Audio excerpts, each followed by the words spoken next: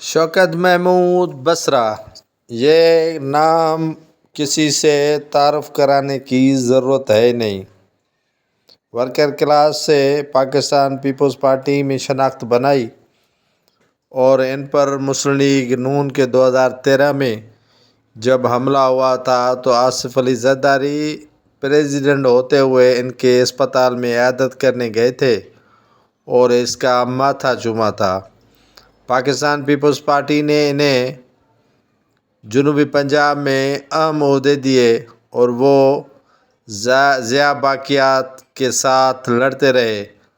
لیکن اچانک کیا ہوا کہ شوکت بصرہ نے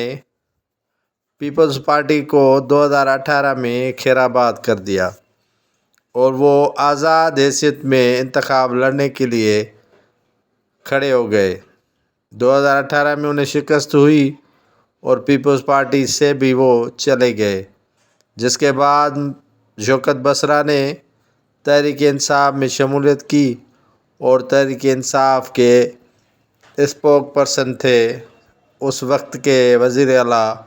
عثمان بزدار کے، اور کبھی ترجمان تھے بانی پی ٹی آئی کے۔ اچھی طریقے سے گفتگو کرنے والے اور شائستگی رکھنے والے شوکت بصرہ کے ان دنوں اپنی بیگم کے ہمراہ باول نگر سے اپنے کاغذات نامزدگی جمع کروائے تھے۔ انہیں پر جو وہاں کے آر او آفس سے مسترد ہوئے تو اپیل میں چلے گئے باول پور کے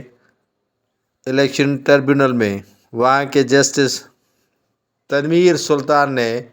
ان کے ایک روز کاغذات نامزدگی بحال کیے بقول شوکت بصرہ کے کہ دوسرے روز انہیں جواب دیا گیا کہ آپ کے کاغذات تو میں نے بحال نہیں کیے۔ الیکشن ٹربیونل کے جسٹس تنویر سلطان نے یہ عالم ہے کہ مسلم لیگ نون کے رہنماؤں کو